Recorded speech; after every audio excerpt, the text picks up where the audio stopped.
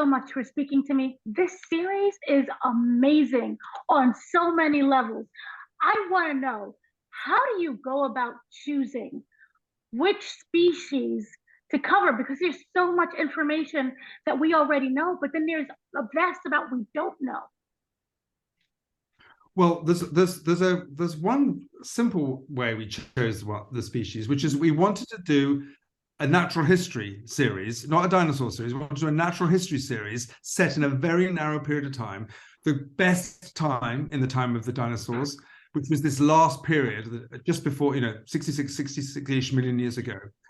And so it's a wildlife film which just happens to have dinosaurs in it. So that's why we chose that time. Now, of course, the other reason why we chose that time is because it's got the coolest. It's got T-Rex, and you can't make we could not make a series about. We wouldn't want to make a series about dinosaurs without T-Rex, and that T-Rex actually lived only a relatively small period of time in this period. So that was the first filter of why we chose these animals and this time. But then, of course, it's what sorts of stories these animals can tell you. You want scary stories. You want parental care, parents looking after their young. You want hunting stories. You want courtship stories, and so then you start to pick the animals that can best tell those kind of stories.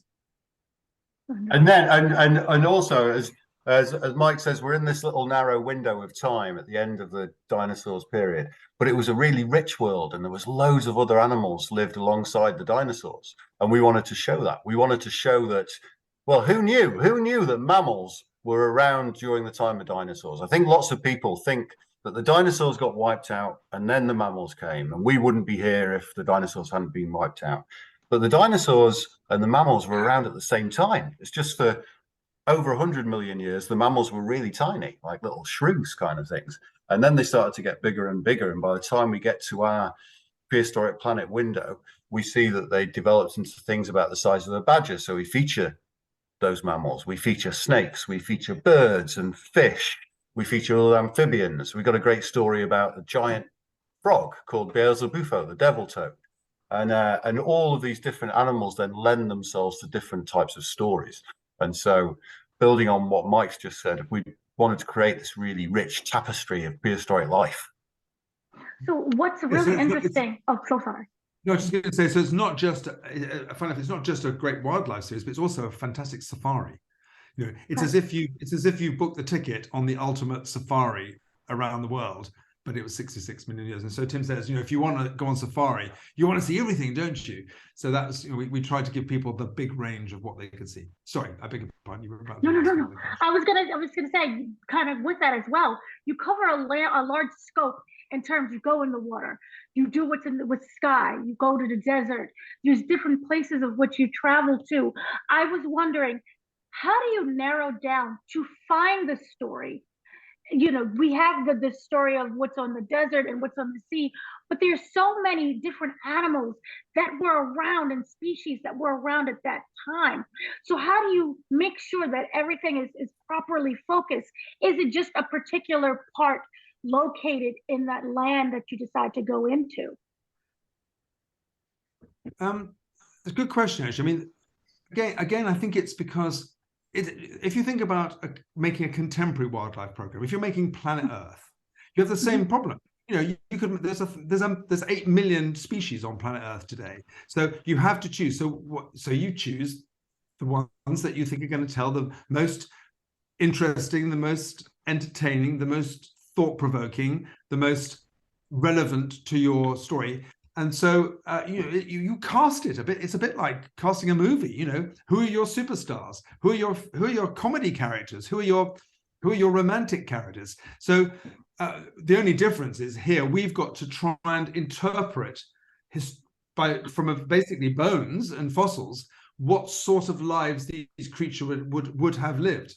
And that story of how the scientists have taken all this evidence to create a life story for all these different species is a remarkable piece of science and scholarship. And then we say, well, actually, yes, the story of that. I mean, Tim mentioned the devil toad. That's a love story. And if we were filming a story of a toad today, you might well tell it as a love story. A male frog trying to find a female frog. the trials and tribulations, the course of true love for a giant frog never ran smooth. It just, in this case, the thing that gets in his way is a giant sauropod dinosaur. But it's there's only so all stories connect, don't they? We're all, there's only 7 stories in the world, and you apply those, whether it's for an animal, whether it's to our lives. That gives it empathy. Right. Anything to add, Tim? No, I think he summed it. I think he summed it up. Wonderful. Now, because these are extinct, I was wondering the research process of not only just learning about these species, but also you have to use CGI and modern technology to recreate these scenarios. Can you talk about how long that research process and development that is? Yeah, well, seeing as how I left him to speak, I'll start this one. The process started really over 10 years ago when Mike had the first idea, and it took about 6 or 7 years to finally get the right people in the right place and the right circumstance, and get Mike together with Jon Favreau and then with Apple TV Plus. Once all of those stars aligned, we then put the team together to start researching all the stories. We worked very, very closely with a group of wonderful wildlife filmmakers who are the producers, who've spent years and years filming animals in the wild. So they know the type of behaviors that animals do, they know how to film it. We've then got a wonderful relationship with the paleontological community and our finger on the paleo pulse. So we start to talk to them. And this all started round about 4.5 years ago. We then kicked this second season off about 3.5 years ago, or 3 years ago, and spent the first year or so of that just researching. So researching what we know about the fossils, how those fossils can tell us stuff about the possible daily lives of the animals, the type of environments that those animals lived in, and therefore the kind of stories that we could tell. And then when we get into the filming process, that takes a big chunk of time, and the CGI process then takes around about a year for every sequence. So we're making all the sequences at the same time. There's around about 35 sequences in this second series, 30 or 35-ish. And so lots of them are being made at the same time, but the actual CGI process itself finally takes about a year to go through. Wow. So for both of you, was CGI process itself, if the computing power that is required to do this is insane. So all these animals have to be rendered, as it's called, in the computers, and it takes 11 hours to render one frame of image. So imagine, and there's 25 frames a second, and there's obviously 25 times 60 in a minute. So imagine how much computing power that is to do that. It's madness, and that speed of computing power has increased really quickly since we started. So when we started, it was even slower than that. It is a technological marvel. Our colleagues at MPC, the visual effects company, I mean, it's an absolutely, almost, well, it is truly a mind-boggling process. I don't even know really how they do it. It's just it's like a magic trick. It's like a magic trick. I know Mike has this great stat, which is if one computer was used to render all of the final images across the series, it would take that computer 3,000 years to do it. So that's on top of the 10 years of planning, and then the 4.5 years of making it. We'd have to wait 3,000 years if one computer was going to do it. Luckily, we have lots of computers. Yes. So lastly, what I was wondering, speaking of that, were there any lessons that you both learned from season 1 that made the transition for season 2 a bit smoother? Well, I would say the one lesson we learned was a lesson that was shared, that the approach that you to filming that we have as wildlife filmmakers. Tim and I, our team, we come from a documentary filmmaking background, and if you go and film animals, there are certain rules that you have to apply, because animals don't read scripts. You can't ask them to do something again, and they're dangerous. and that, you know, all those things, all those constraints that apply when you're filming real animals. I think one of the trickiest things was getting the CG world to understand that, because of course, when you're normally working in a CG world, you have infinite number of cameras, you can put them anywhere, and you can get your CG characters to do whatever you want.